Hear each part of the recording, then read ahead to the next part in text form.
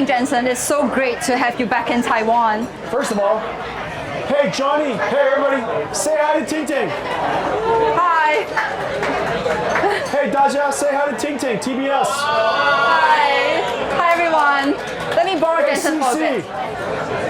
Ray, say hi to Ting Ting. We're on TV. Hi. We're on broadcast TV. Say hi. Just say hi. Say hi. Okay. Okay. 你好，你好，大家好。Okay. Okay. What are we talking about? Good evening, Jensen. It's so great to have you back in Taiwan. And we met last year, and it's a year on right now. So just curious, thank you for having us on the sidelines of your 教员宴. So could you preempt us on your comprehensive keynote, and what message do you hope to send to your Taiwanese counterparts, including those sitting right here? Well, everything changed in the last year. Yeah. We knew that AI was developing very quickly. We knew that AI was becoming more and more useful. But in the last 6 months, AI with agentic systems went from being able to answer questions to now being able to do useful tasks. For example, doing software programming. This year, in the last several months, AI transition really advanced with agentic systems to being able to do very productive work. As a result, AI is now profitable. And because AI is profitable, the companies are asking for, racing for more compute. Because if you have more compute, you can generate more AI tokens, you can make more money. And so that's the reason why Taiwan is so busy, because TSMC, Spill, Ampor, Quanta, Wistron, Foxconn, all of my partners, all of us are involved in creating more compute for the world. And so this is really what happened. In 1 year's time, everything changed. So what's your vision for Taiwan's future, other than just it being a semiconductor hub? Well, Taiwan is much more than a semiconductor hub. Taiwan is the epicenter of a very complicated supply chain that builds ultimately the world's technology. It starts with, of course, wafers, which builds chips, packaging, which then connects to systems, interconnects copper, silicon photonics, and the supply chain necessary, power delivery, cooling systems, power generation.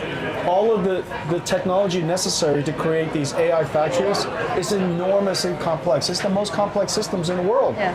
And Taiwan is just a concentrated ecosystem of partners. There's several $1 trillion of companies here.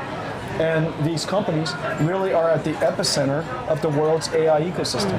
So that fits perfectly into your 5 layers of cake. But I'm just actually curious because, as companies, they race to do this autonomous AI showdown. So what is NVIDIA's vision or as an AI infrastructure company? Well, AI is a 5-layer cake. It's an industry. We didn't just create a new technology. We actually created a whole new industry. The energy industry is growing. The chip industry is growing. The infrastructure industry, which is land, power, shell, data centers, cloud services, it's growing. The model technologies, ChatGPT, Anthropic, DeepSeek, so many other AI companies, they're growing. And of course, the application of AI, whether it's in robotics, self-driving cars, manufacturing, healthcare, drug discovery, financial services, software programming, marketing, right? So many different industries, it's all growing. So every one of the layers of the 5-layer cake is growing. AI is creating so many jobs. AI is creating so many new companies, and it's going to create entirely new industries. And so I think most people haven't really thought deeply about the essence of AI, and you're seeing it here. There's so much growth. All the companies here, their stock price must have tripled last year. They're doing so well. I'm so happy for them. Because when you talk about US companies like Tesla and many other also equally great companies, I'm just wondering how you're going to put NVIDIA on a greater edge than your competitors. There are a lot of great companies, but we worry about ourselves. We're trying to imagine a future. Almost everything NVIDIA does in the future, the market doesn't exist yet. I've been working on AI for 15 years almost, working on self-driving car for more than 10 years. We've been working on humanoid robotics for almost 10 years. And so, so many different fields, drug discovery for almost 10 years. And so many different fields of science. We try to go together in our company to explore that future, create new industries, create new companies and opportunities. I'm just wondering, because countries are also racing to build AI, so do you think it's still possible, to have a healthy and constructive AI chip competition on a common global robust ecosystem? Yeah, absolutely. AI is going to be global, but AI will also be regional. There'll be global companies like Search and things like that. There'll be consumer companies that reach the entire world, but there'll be many, many regional opportunities, especially for AI. And the reason for that is because languages are so different. English, German, French, they're kind of, universal languages. But there are many languages that are quite local. Not enough data, not enough global population to be able to create the necessary AI. The local cultures are different, sensibilities are different. And so, and of course, all the regional companies are very different sometimes. And so for global companies, they can reach every country, but for many companies, from many countries, there will be the importance to create local AI. So how does NVIDIA pitch yourself, be it not only in international market, but including the China market? Well, our focus is to be the world's AI infrastructure. AI infrastructure means not just the GPU, but the systems, all of the interconnect technologies to create it into an AI factory, a lot of software, the ability to help companies build up their land and power and shell. Sometimes it requires investing. Sometimes it requires bringing customers to them. So NVIDIA is kind of unique in the sense that we're everywhere. We process every AI model, from OpenAI to Anthropic to Gemini to XAI to and every open source. We are good at languages, but we're also good at physics and biology and robotics, and so we're good at so many different fields of AI. And because we're not a service, we could partner with anyone who's a service. And so NVIDIA is one of those, is quite a unique company. We can work with basically everybody. Last two questions. What do you have to say to Taiwan and Taiwanese talents? How can they continue to stay relevant? First, one good way to ask yourself, what should I do, is to ask yourself, what would I advise my children to do? If I had children, what would I do? And of course, we would all advise our children not to let AI leave us behind, but to engage AI. To let AI be a tool and let AI lift us. AI is easy to use, not like computers. AI has the opportunity to close the technology divide. And so every parent, I'm sure, would say to their children, engage AI, take advantage of the technology, become good at it, and elevate yourself, elevate your craft. You're not going to lose your job to AI. You're going to lose your job to someone who uses AI.